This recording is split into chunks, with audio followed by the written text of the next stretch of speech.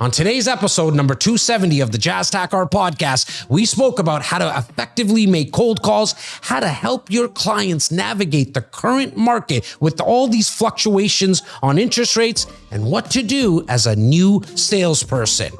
To get your question answered, all you got to do is go to meetjazztakhar.com/podcast, and I'll answer the questions live here on the Takhar podcast. Okay, Bobo, let's get started, buddy. I'm loving this new format of the Q&A. So let's get started with the first question. Let's go. I think everyone's loving it, not just us. That's it. Well, that's why there's more and more questions coming in. Oh yeah, a lot more. Let's do it up. Okay, first question is from Hunter. How to not cross the cold calling line when making phone calls? How not to cross the cold calling line. I want to get a little bit more context there. Is that all that the question that came in was, Bo? That's the full question. How to not to, okay, so Hunter, I think what you're trying to ask here is, how do you not maybe push the boundary / envelope too much when you're on a phone call where people get pissed off? Look, the first thing I would want to tell you is that have the mindset that some are going to be angry at you that you're calling them. Now, if you're starting with people that are in your warm list, you're probably not going to hear that at all, actually. Let me explain.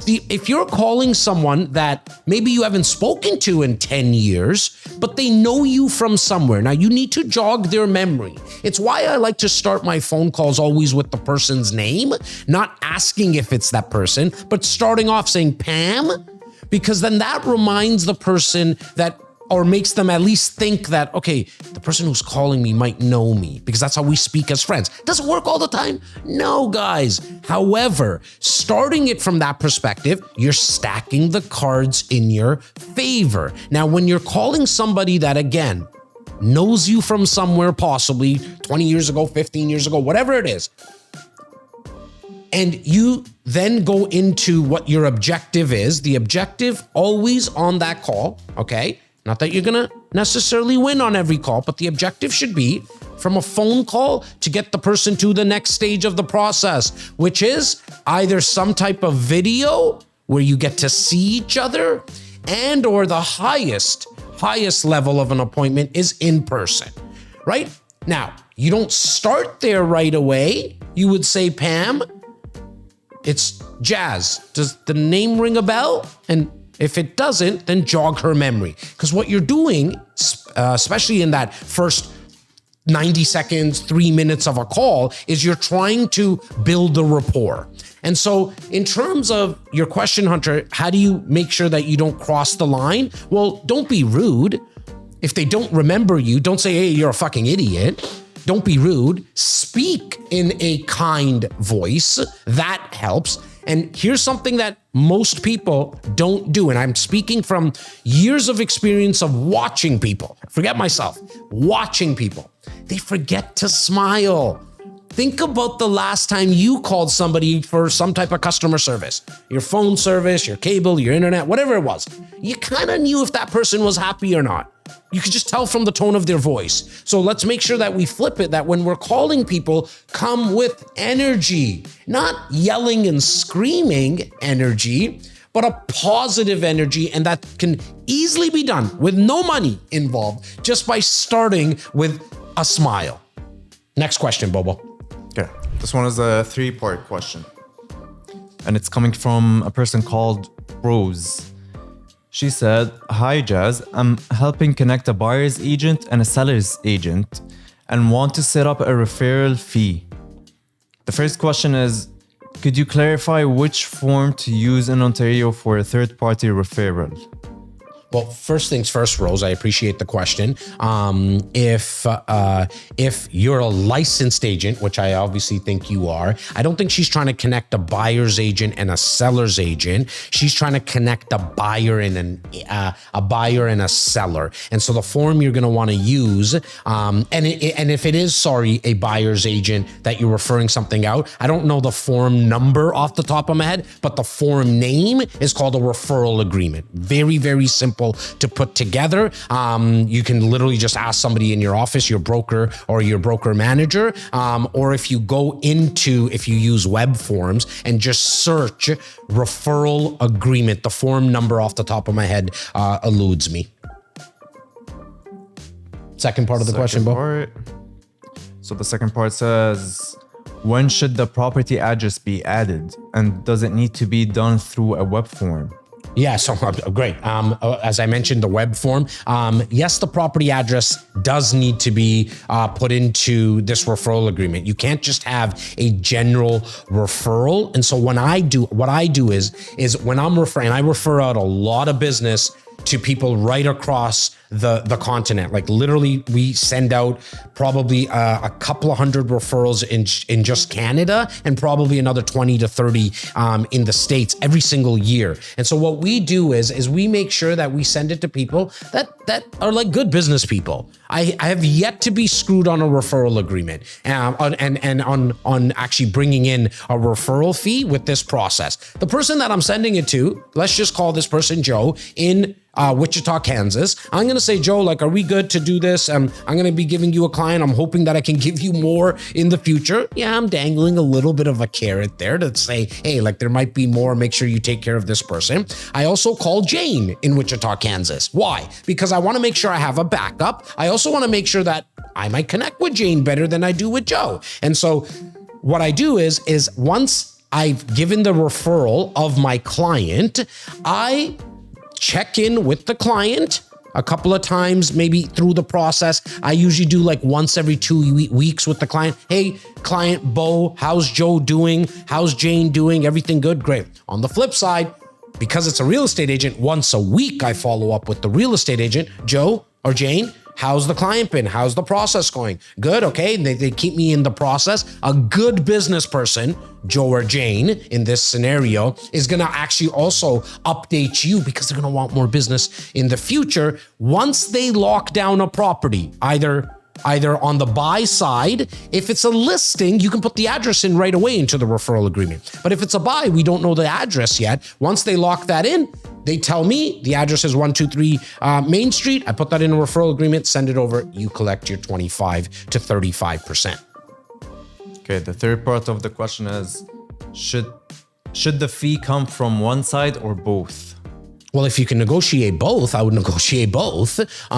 Generally speaking, it's going to come from the agent that you're referring out the client, and that's why originally in Rose's question, I kind of assumed that it's a buyer and a seller, not a buyer's agent and a seller's agent, because unless you're sending a referral of a client that's buying and listing, and then they're going to be two different agents. So, which could be, so whoever you're giving the referral to as the agent, that's who you're going to collect the fee from.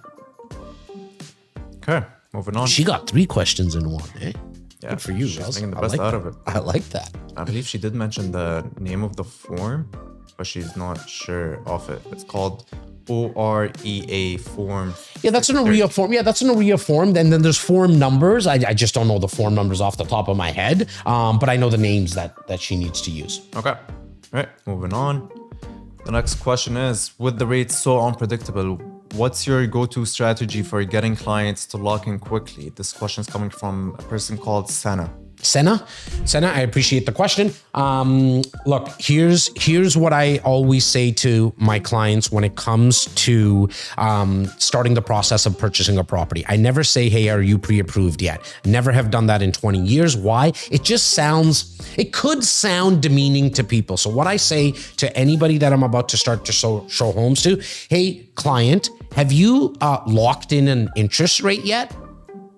Because you're going to get a yes or no to that question. It's not an open-ended question. And I know I train you and coach you guys on asking a lot of open-ended, but there's a place for closed-ended questions. And the reason I say, have you locked in an interest rate yet? Because that's assuming like, hey, like I'm not trying to demean you. I mean, you might have hundreds of millions of dollars. I just want to know if you locked in a rate. No. And a lot of time people are like, well, what does that even mean? Well, because rates might go up, They might go down. If they go up, if the interest rates go up, we're protected from a 90 to 120 day period. And so we can save ourselves hundreds of thousands of dollars, like literally hundreds of thousands of dollars of interest over a 25 to 30 year term on a mortgage. So if you haven't locked in an interest rate yet, client, do you mind if I make a introduction to an independent mortgage broker? No, I work with somebody on the bank. They say, great. Can just make sure you get that done, because again, it doesn't cost you anything and it can save you hundreds of thousands of dollars. It would be kind of silly if you didn't lock in a rate and then rates jump. Now, on the flip side, if rates go down, we're not locked in terms of that we have to stick with the pre-approval that we got. We can now go into the lower rate. Now, here's something I want to add to this that I'm doing as we speak.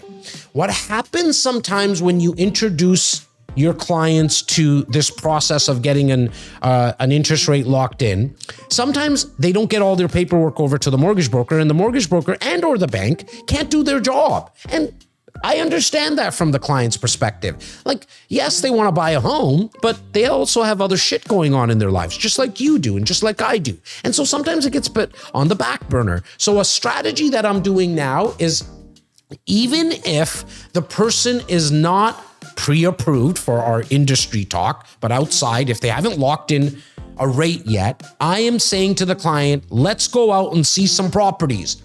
I'm going to show them once. That day, I might pick 6 properties, 4 properties, 8 properties, get them out to see properties, because in the time frame of you showing them properties in that one day, you're belly to belly with them. So you're able to have those conversations like, hey, Joe, remember in the consultation, we spoke about the importance of locking in a rate. I know you haven't gotten around to it, and I completely understand. Look, I got the mortgage broker like kind of on standby right now. While we're seeing homes, you're in my car, we're in an Uber. Let's get through that process, because I want to make sure that you save the money, because again, it could cost you hundreds of thousands of dollars. Bobo. Okay. We have a question from Josh. He said he's starting a new business. Do you have any sales or marketing plans handy? Sales and marketing plans handy. Again, thanks for the question, Josh. I think first things first, depending on which business you're getting started, I always like to say that understand that the number one rule in business is to stay in business. If it's a for-profit business that you're starting, focus all your time at the start. Don't worry about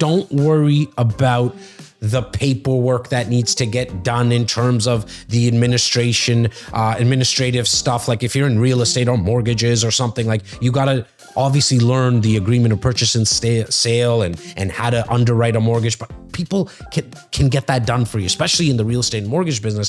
You have brokers, managers in your office that are incentivized. They have a very, very high interest in you doing deals. That's how they get paid. So they'll help you with that. What you need to focus on, you don't need a marketing plan.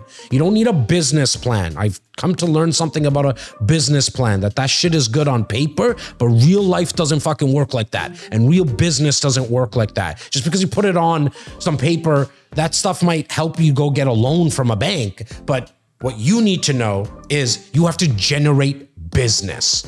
And the way to generate business is from a few funnels. And here they are. Number 1, through your warm leads. Number 2, through cold leads, cold calling, door knocking on other businesses. Okay. Number 3, social media.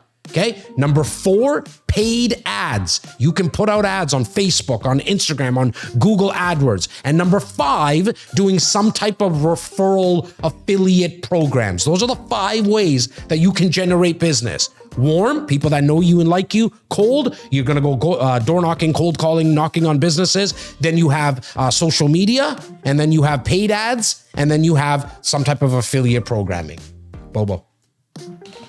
Okay, this next question is coming from someone far away. His name is Qasim. Kazam. Where's he coming from? You said from far away. Where is he coming from? Far away, a land that we love so much. Sorry? The land of Dubai? Yeah, My favorite. Sir. I love it. Okay, you might need to explain this term for our audience. Yes. Well, the question says, how do I prospect for off-plan properties knowing that I am calling the person for the first time without the connection? Yeah. Sorry, let me rephrase Yeah, the way he said. I got the context there, Bo. I think what he's saying, and cut me off if I'm wrong. He's saying, how do I make the connection? Because it's the first time I'm speaking to them about this process. Yeah. And Okay. he's mentioning something about connecting with them in the first 10 seconds. Okay, perfect. So he's trying to make sure that what he's talking specifically about is cold calling. Okay. So again, when you're cold calling, look, the best way to do it, in my opinion, is starting off with the person's name, trying to build a rapport. Now, chances are they inquired about something. The person who you have their phone number, so they inquired about something. So pick up your speed if you're wanting to do it in the 10 seconds, right? I wouldn't start off too slow and monotone. Get the energy started and understand that they're going to want to get you off the phone, especially if they inquired about something a month ago or even 3 days ago. They forgot. Now, if they inquired about it 3 minutes ago and you got to them really quickly, which is a tactic you gotta implement. The quicker you get to somebody, the higher the probability that you're going to make a connection. For my friends, in terms of what Bo said, off plan is just another word for pre-construction. I'm not sure if it's a complete, like everywhere else outside of North America, they use the term off plan, but definitely in Dubai, they use the term off plan, which kind of makes sense because you're buying it off of a blueprint. You're not able to touch it, see it, and smell it like an income property or a resale property. In fact, they call resale properties the secondary market, which is kind of interesting. A cool little different term as well. Now, how to market it and how to, I think the first part of his question, Bo, was also like, how do I educate people around it? So the beginning of the question is how do I prospect for off? Boom, how do I prospect? Here's what I would do. I wouldn't actually prospect for off plan or pre-construction. In fact, and the reason is because I don't think that that's the only thing that you should be selling. And to my people on the secondary market and the resale market, now, if your office is set up a certain way that you can only do one, I get it. Okay, that's a different conversation. But most people are not, in North America are not set up like that. You can sell new construction / off plan or resale. What happens is what's going on right now currently at the time of this recording, fall of 2024, is the pre-construction market. It's very, very, very slow. It's like pretty much crickets. Why? Because rates have shot up so much that builders are not getting their return on the construction. Like their performers are not doing well, so they're not coming out with properties. So we as agents who do pre-construction we don't have much inventory to sell. There's nothing to sell. So you're kind of screwed. Like, I get how much money you might have made in the past, and maybe like this is a great time for you to put your feet up and relax. I'm not here to judge. But if you're still somebody who still wants to earn income and earn revenues for your business, if that's all you did, well, you have a lot of lead up time now. Like now you got to get the engine running in terms of your resale funnel. So I highly recommend that you do both. To our boy here in Dubai and everyone else, don't talk about off-plan pre-construction. Talk about the strategy of creating wealth using real estate. Off-plan's not the only way. It's a great way to create wealth in real estate, but there's others. There's long-term hold, there's flipping, there's short-term rentals like Airbnb. There's a lot of ways that you can invest into real estate through REITs. Speak about that from a high level, that there's multiple ways to invest into real estate. And then you give what I call, okay, and this is the term, I don't use pros and cons. I use benefits and things to consider. Just a different way of saying pros and cons, guys. The benefits of off-plan are X, Y, and Z, and the things you need to consider are X, Y, and Z. And if anyone here is watching or listening, and that says there is nothing, that there's a con about off-plan or multiplexes or what, you're full of shit. There's always risk involved. I just call that things to consider. Now, what I do is I give all those options. It's like when you have somebody over for dinner, you're going to say, look, I got some coffee, I got some tea, I got vodka, I got H2O. What's your vice? What do you want? What I do in the real estate business and sales is, here's the ways that you can create wealth. What kind of interests you? What do you see yourself investing into if you were going to invest? Now, that's where they're going to make the choice themselves. Hence why you want to be able to have in your inventory, in your store, all these products. because then you can like authentically educate people and inform them so they can make a quality decision themselves. Bobo. Okay, the next question is coming from Mandeep. What do you see when you show properties with clients? Well, that's a good one. Full transparency, I haven't shown properties now in a few years, but I got to tell you, this will still work. It's really, I think, the best and most effective way to show properties because it worked really well for me. It works really well for my team. And I think it's just like a normal and very passive way to do it. A mistake that I see other people make, and maybe it's because they've seen something on TV or that's what they think they need to do. Like to be in sales, you got to sell real estate, like sell it, right? If you're in real estate sales, or you got to sell this cup, like all the features of it. And so what people do when they show homes, they walk into the property with Bo and say, okay, look, Bo, look at this beautiful kitchen. Look at this beautiful bathroom and the countertops. Bo's not a fucking idiot. He knows what a kitchen looks like and he knows what a washroom looks like. He can tell that there's some hardwood flooring and it's not carpet. So what I do is before I walk into the home or the condo, any property, a warehouse, whatever it is, I say, Bo, I'm here to answer any questions you may have. Now, I probably have majority of the answers to the questions you might have, but if there is something that you ask me and I don't have the answer, I'm not going to want to misinform you. So I hope that's okay with you, Bo, the client. And obviously he's going to say, yeah, I don't want to be misinformed. For those questions, what I'm going to do is go find out the answers. Now, when we go into this property, I can tell that the seller's not home. So what we're going to do is I'm going to go and get all the lights turned on if they didn't do that. And so as we go in, go do your thing. You know why, Bo? Because I'm not going to really spend that much time in your home when you purchase something. Now I'll come over for the housewarming. I might have a couple of tequilas. I might need to sleep over on the couch that night. But other than that, I'm not going to spend a lot of time. You're going to know within the first 120 seconds if this property is for you. Okay? I go in. If it's a house, I go upstairs, turn on the lights. He or she and the couple is checking the main floor. They come upstairs. I come downstairs. I let them do their thing. I sit on the couch. I go on my phone. I go read a magazine because I want them to start to see if this is something that they're going to feel like is a property that they're going to want for 10 years. If it's an investment property, most people who are investing into real estate from the perspective of renting it out as an income property, there's not that many emotions involved. It's about the numbers, but you still want to touch, see it, and smell it. Now, when we leave the property, okay? And if the seller was home, by the way, I tell the clients, do me a favor. Even if you love this home, poker face, say nothing. Because if you start saying how much you love this home and you're going to see, oh, okay, little Johnny could be in this bedroom and little Maria can be in this bedroom, you're going to cut my kind of legs off when it comes to negotiations. So poker face, say nothing. Now, when we leave, this is very important. We leave that property. A true professional needs to know what his client is looking for to actually help them. A true professional. This is not, you're not selling them on anything.